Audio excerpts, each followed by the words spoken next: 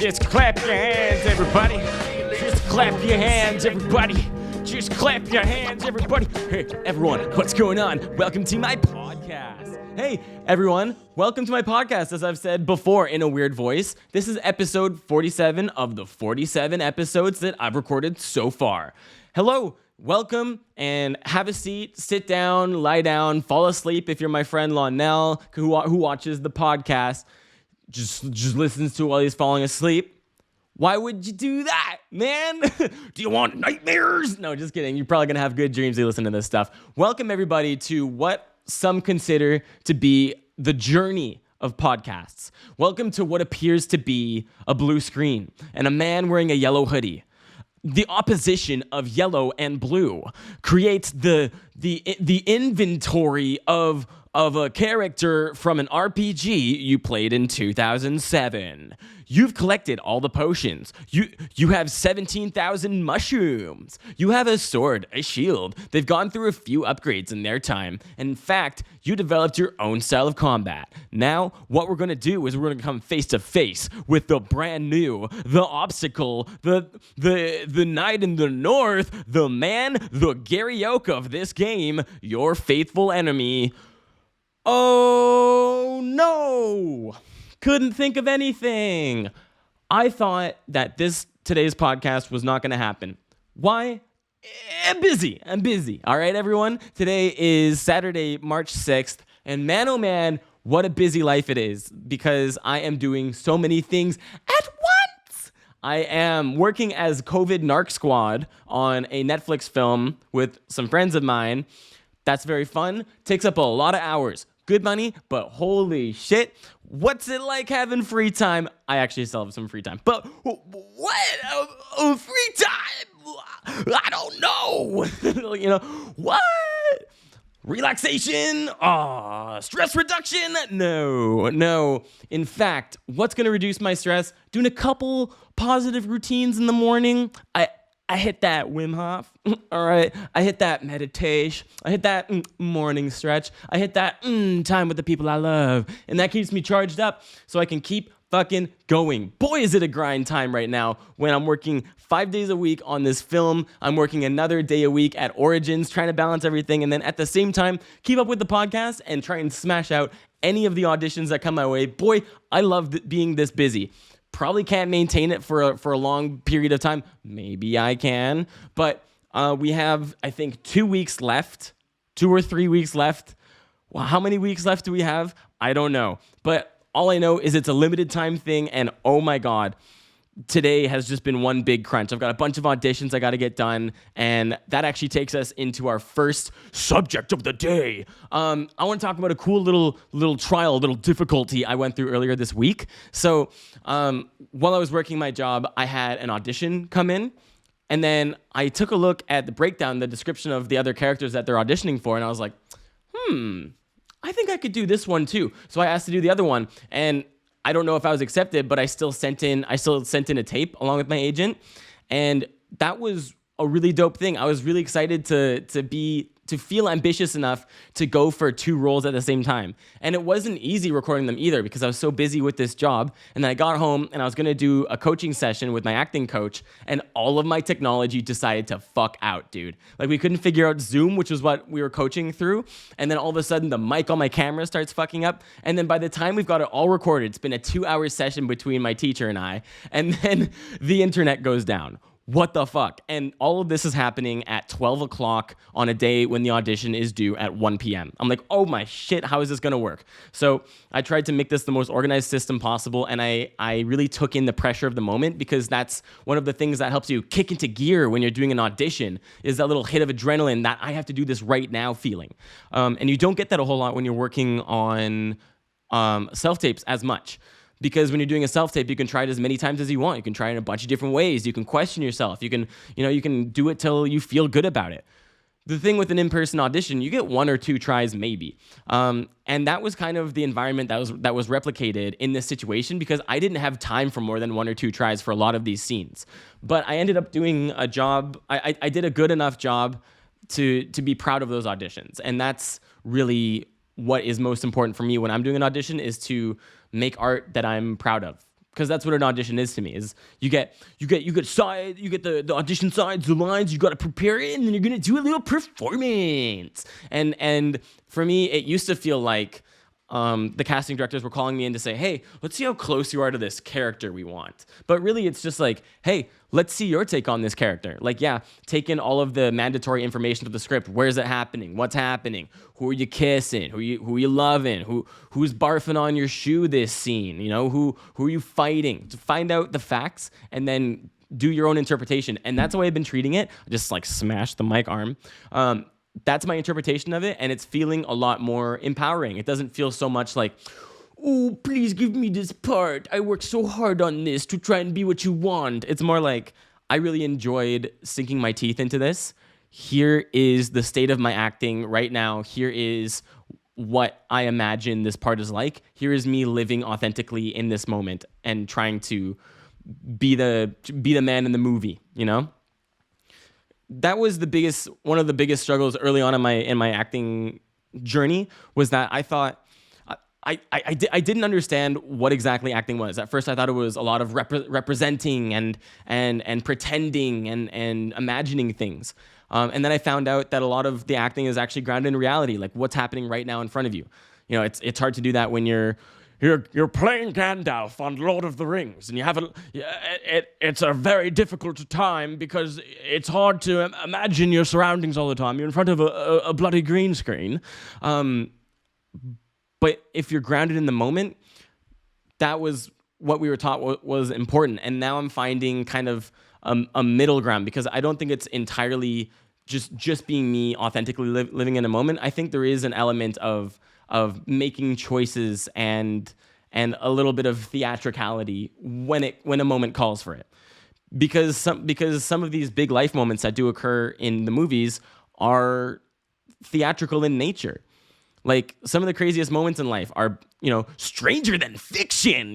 They're cooler than anything you've ever seen in the movies. Just like the things that happen in real life are so much crazier than anything you see in a TV. Like, sure, maybe you're not going to see like a fucking shotgun battle from Matrix 4. I don't know, Matrix 4 hasn't come out yet. I'm not living in the future. But what I'm trying to say is, life's not like an action movie, but goddamn, life can be crazier than a movie sometimes. For example, here's why this podcast is not safe for work. If you're listening with kids, probably tune out at this point. I went for a little walk this morning and went and grabbed some coffee. And on the way back, there was a dog that was so stoked to see me. And dude, I love that there are so many dogs in my neighborhood. It's just like a dog walking neighborhood type place, because there's a forest and a beach, and it's good walking territory. So the places that I go and run, especially when I go and run in the forest, you see a lot of dogs. And that's fucking cool, but there is something that I have to do to make myself really make it through a really difficult run. And that is, I have to feel very like violently. Like, I have to like put on some like fucking metal music or some really dope ass boss ass music, like some like rap where I'm like, I'm better than all of you. I'll punch you in the face. Get outside your window. I don't know what the third lyric meant, but basically I have to put myself in this headspace of just like, fuck it, fuck everything, because it feels really good to put that much like that much like anger into a workout, because it kind of like siphons it out of me. But the side non-benefit, what's the opposite of a benefit?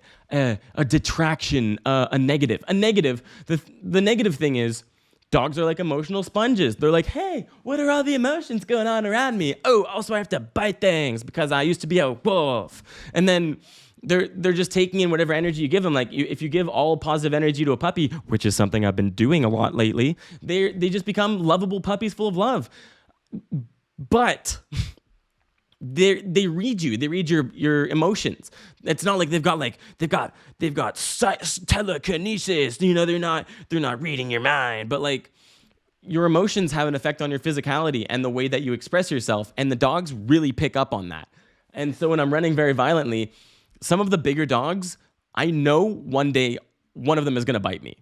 One of them's just gonna fucking go for me, because it looks like, oh no, Murder Man's coming towards me and my owner. I must defend them using my fangs and claws and my primal instinct. And one day the owner's not going to be strong enough to stop the dog. But I'm prepared for this. I've gone through this scenario many times in my head. What do? I definitely don't attack back. I would never hit a dog unless it was attacking another dog that I liked, right? That's how we feel about dogs these days. But anyway, I've gone through this scenario in my head. Holy shit, my voice is dry. I've gone through this scenario in my head, and what I do is I take off the jean jacket that I'm wearing, because in the scenario, I'm always wearing a jean jacket. The dog is coming for me, and I anticipate this. I see the dog. He's pulling on the owner's leash. The owner's like, ha, ha, ha, Rex, stop pulling. And then the dog's like, and then all of a sudden he just like breaks off the lead and comes for me. And then I look at the dog and I go, I've been waiting my whole life for this. And I take off my jean jacket, wrap it around my arm, and present it. Bite my arm, do your worst. And then the dog bites it, and it can't get through the jean jacket. And then I go, hey, I hope your dog doesn't have lockjaw, because that'll make it really hard to pry him off. And then I just go through the entire situation, not feeling assaulted or in danger at all. That's how I see it in my head. Because we just kind of imagine these situations will go a lot better than they actually do. Like, imagine me actually in that situation. Like, first of all, why am I running in a jean jacket? No, I'm never doing that. I don't do that. It's not good for you. Here's a little fact. Don't go working out in denim, kids, if you want your body to breathe. Yeah, try going for a run in a jean jacket. Who are you, a cowboy in 1876 in Lone Star Territory, Texas?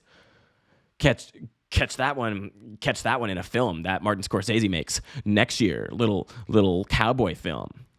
But who are you running around in a jean jacket? I guess you're Josh Dohy. That's me. And imagining myself in this situation. I'm not wearing a jean jacket. So what do? I guess I take off my shirt. But the dog's already arrived before I've taken off the shirt. So I'm like, fuck, step 2, let's go. And then I present the arm, and the dog just like bites, and like teeth are actually sinking in. I'm like, he's not a very good boy. And so all I have is a removed shirt in one hand and a dog clamped onto the other. I eventually lose feeling in my arm, and it kind of goes limp, and then I have to get a robot arm. That's actually what happens in the next part of what actually in reality happens. So Elon Musk finds out that this dog attacked my arm, and I chose to let the dog just do its own thing. Because I think a lot of people, when they get bit by a dog, they're like, do something about it, kill it or something. But like, I wouldn't do that. I'd go, well, that dog was actually a good boy. I was in the wrong for running around feeling so violently, so close to a dog that the owner couldn't restrain. But I think the dog should live. And I think that Elon Musk should give me a robot arm. And then Elon Musk catches wind of this, because that's the kind of dude he is. He drives over in his Tesla Coil, which is the new Tesla model in the year that this happens. It's a bike. It's called the Tesla Coil. Okay, funny. But he pulls up in front of my house and he goes, hey, Josh, I heard your arm's fucked. And I go, yes, Elon Musk. I've thought about this moment for a long time. And he pulls out a robot arm and he chops off what remains of my arm. I got like a little like nub or something, and he chops off the nub, picks it up, throws it to another dog walking around on the street, who takes it and runs away with it. More on that later. But he gives me the robot arm, snaps it into my arm, and he goes, it comes with software for Tesla cars if you ever want to integrate it. And then I go, oh, that's really cool, Elon. I actually can't afford a Tesla. And then he goes, that sucks. I don't give out discounts. And he just like pulls off in his little Tesla Coil. That's probably what I think that would actually happen in that moment. But speaking of dogs coming for me, I went for a walk to grab some coffee today, and there was, this is weird. There was a person walking a dog, and this one dog was just sitting on the corner of the street, really wanting someone to pet it. It just like sits there and expectantly just like waits for a human to approach. It's like, hey, will you pet me? Will you pet me? Oh my God, please. Oh my God. Fuck. Will you pet me? Oh, yo. And this dog got so excited that I started to approach that it laid down for me to pet it, and the dog already had a boner. I was like, whoa, you are ready to go. And so I pet the dog a little bit, and the dog just fucking gave it the juice. Just the juice was flowing. the dog just like, it was probably the weirdest thing that happened to me first thing in the morning. Just like, whoops, made a dog come. Like I didn't even touch it down there, you know? Wish I could do that with girls. Wish that was my. Is this how I discover a superpower? And then I just like, this is the plot for like a movie called Midas, where a guy has everything he touches turns to gold, but instead everything he touches orgasms. So he just like, like in the movie, he wishes to his Fairly Odd Parents. Okay, I guess this is Fairly Odd Parents. Timmy Turner wishes to his Fairly Odd Parents, guys, I wish that I could make Trixie come with just one touch. And then the Fairly Odd Parents are like, weird wish. And then it's just like, bring! And then it's just a whole episode of why you shouldn't want that for yourself. Because there was an episode like that where Timmy Turner made everybody fall in love with him. And it was just like creepy and scary and everything went wrong. And it would be roughly the similar plot, but instead everything he touches comes. So that's the discovery moment. In the morning, he gets the coffee. He hasn't interacted with anyone, hasn't even hugged his best friend yet. And he goes to the coffee shop, comes back, and there's a dog waiting for him. And the dog just like, right? And then I go, oh my God, I'm so sorry. And then later on in the day, I'm like, I don't know. I meet someone whose hand I want to shake. Maybe he invented something I admire. Maybe he invented something. And I shake his hand and he just gets really weird about it. Like I shake his hand and he goes, oh, pardon me. And he just tries to cover it up. And so I don't know that that's my superpower yet. But the camera shows him turning away with wet pants. And then later on in the day, I just like give one of my friends a high five. And I just like I come home and then Jovy's like, hey, I heard that you did really good on an audition. And I go, yeah, high five? He's like, yeah. And then I high five him. And then he goes, what the fuck? You just made me come. And I go, what? And then he opens up the pants and he shows me and I go, shit, what? Oh, that makes sense. Oh, the dog. And he goes, what? You made, what? What? And it's just a really weird interaction, a really awkward moment. The two of them are just there. And there's like not a montage, but like a 3 hours later. And then they're just sitting there and then they're just in silence. You can tell they've been very pensive, just deep in thought for a long time. And then Jovy goes, so you made a dog come? And I go, yeah, with one touch. And then that's all the evidence that I need to understand this is the new life for me. And then I go on a quest to try and shake hands or find some form of physical contact that is consensual with the girl that I love. And then when I finally get it, it's not from a single touch. It's from the romance of our hearts. And that's the plot of the movie. And then eventually the Fairly Odd Parents are like, okay, this is kind of a weird superpower to have. Let's take that away. But really interesting movie. You guys should check it out. It's playing nowhere, and it comes from in my head. I'm going to grab some water now. Hope you enjoyed that.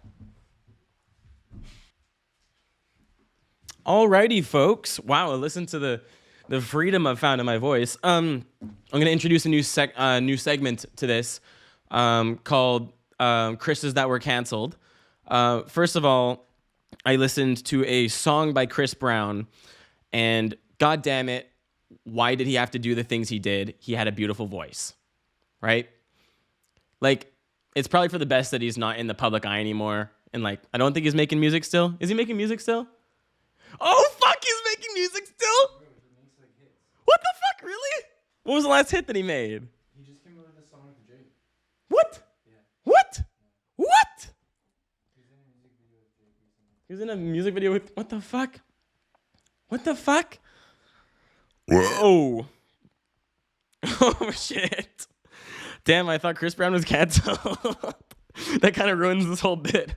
I guess we'll talk about the other canceled Chris. Chris D'Elia making a comeback. I don't know if that's for better or for worse. I don't know what the state of the allegations are. He was so funny. Why did he have to get canceled? He inspired my podcast in the form that it is. And he made me laugh so much. Why did he have to be the sex addict man? You know? Why'd you have to text the girls? You know, why don't you text a woman? Get yourself a real woman, Chris D'Elia. And get back to making jokes for us, please. Probably deal with the allegations, but how that's a whole can of worms. I don't even know where to go with that.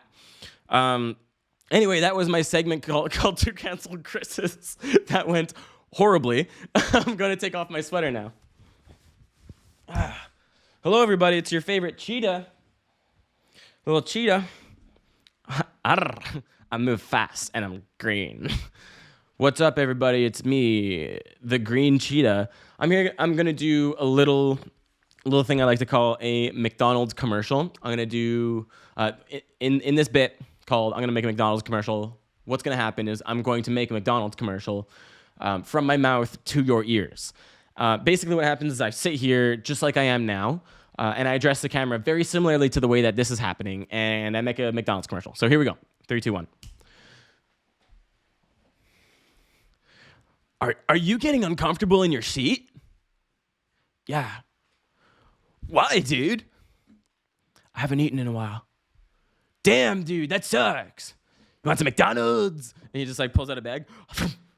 And the guy's like, actually, I would prefer something leafy and green. And then the guy goes, well, you're going to fucking love this. And then he pulls open the bag and a bunch of stuff tumbles out. And it's just like a bunch of like salads and like lettuce wraps on burgers. With the new McDonald's healthy choices, you can make healthy choices while still eating the shitty stuff. And then it zooms in on his face. What if McDonald's made advertisements where they confronted the myths, right? Who is Ronald McDonald? Who is he really? What's really in the chicken McNuggets? How much do you pay your employees? Right? just like, what if they made commercials on the truth?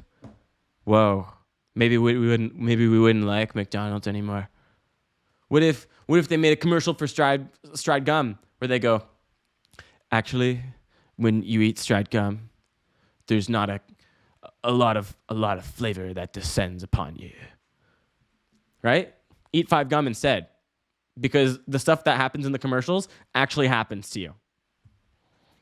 Anyway, I thought that I had a bunch of jokes to tell for this. I guess I'll just do a little freestyling now, because here we are at the tail end of the podcast, trying to do only 20-minute episodes these days. This one's a little bit late. I'm on a little bit of a time crunch. I'm tense, I'm tired, I'm sore, but boy, I'm enjoying this life that I'm living right now. Like, I feel like the work that I'm putting in right now is going to really help with my work ethic in the acting world.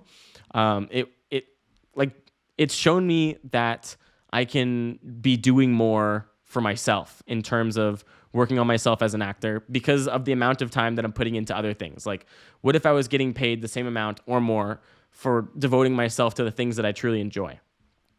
That is a good and fun dose of perspective. And just the amount of time I'm putting in with work and my creative projects and stuff, I think it's expanding me a little bit. Like, I don't think that I would have asked for the second audition in that series, like I was saying, like the second audition. I don't know if I would have had the ambition or the drive to ask for that if I wasn't stretching myself like I am now. So I'm hoping that after stretching myself, I kind of stay stretched or apply that stretch to my creative life. I'm hoping to do more podcasts. I'm hoping to at least check out After Effects because I've been hearing some interesting stuff about crypto art. And maybe I can do some of my own with some of the art pieces that I've made. I was going to have a little portion where I was going to share some art pieces that I found. You can follow me on Arena. That's are.na. You just type that in the URL bar. It's not a .com or anything. It's are.na. And I'm on there as Josh Dohy. There's a bunch of cool shit that I just put into some of my inspo folders. And yeah, I think I'm going to call it there. Thank you, Wes Rundle, for tuning in. Fucking love your support, and I appreciate you as a human being. Haven't seen you in a little bit. I think both of us have been pretty busy with life, but we shall see each other again very soon. 5 comments on last episode. That's really nice. Really happy about that. Thank you, Ravioli Spills, aka Brody. I fucking love tuning into your Twitch channel, and it's really fun for me to drop in there and just like gift a subscription to someone, because if you didn't know, you gotta pay to subscribe on Twitch, and it supports the streamers, which is fucking cool. So yeah, it's kind of fun to just pop in there and just like buy a subscription for one of Brody's viewers. That's one of my favorite things. And thank you, Jimmy the Person. You are the 3rd commenter, and you rule. So thank you guys for listening. Thank you guys for appreciating. Thank you for loving or for hating. Either way, I appreciate that you watched the podcast. Oh boy, I didn't realize how bright I looked in the camera. All right, gonna call it there. Give a kiss to your mother when you can.